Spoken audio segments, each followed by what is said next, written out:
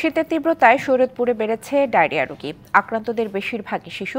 ধারণ ক্ষমতার 3 গুণ রোগী ভর্তি জেলার সদর হাসপাতালগুলোতে। মেঝেতেও দেয়া হচ্ছে চিকিৎসা। চাপ সামাল দিতে হিমশিম খাচ্ছেন চিকিৎসক এবং নার্সরা।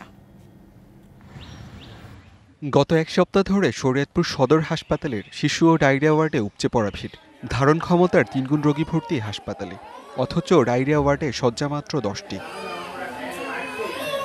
প্রতিদিন ৪৫ থেকে ৫০ শিশু চিকিৎসা নিতে আসছে এখানে। এতে দেখা দিয়েছে শয্যা সংকট। মেঝেতে থাকছেন অনেকে।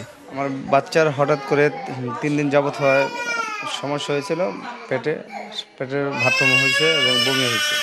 আমার বাচ্চা আজকে 3 দিন যাবত এই যে বমি, এই জন্য হসপিটালে ভর্তি করলাম।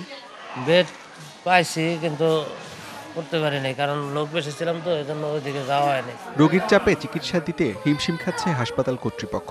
গত 24 ঘন্টায় আমাদের 44 জন রোগী নতুন অ্যাডমিট হয়েছে। 10টা রোগীর বিপরীতে এতগুলো রোগীর ট্রিটমেন্ট দিতে আমরা আসলে হিমশিম খেয়ে যেতেছি। এখানে সিস্টার ডাক্তার সবার বিপরীতে রোগী অনেক বেশি। চিকিৎসকরা বলছেন শীত বেড়ে যাওয়ায় রোটা ভাইরাসের সংক্রমণ দেখা দিয়েছে।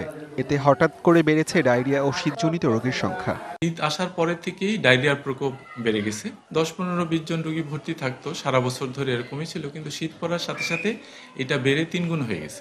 অল্প বমি বা ডায়রিয়া থাকে, পাতলা পায়খানা থাকে, সেই ক্ষেত্রে ঘরে তৈরি খাবার এবং স্যালাইন এবং ডাবের পানি এমন চিরার পানি এগুলো খাওয়ান, আপনারা অস্থির হবেন না। গত এক সপ্তাহে প্রায় 300 থেকে 400 শিশু ডায়রিয়া আক্রান্ত হয়ে চিকিৎসা নিয়েছেন শরীয়তপুর সদর হাসপাতালে। DBC news desk.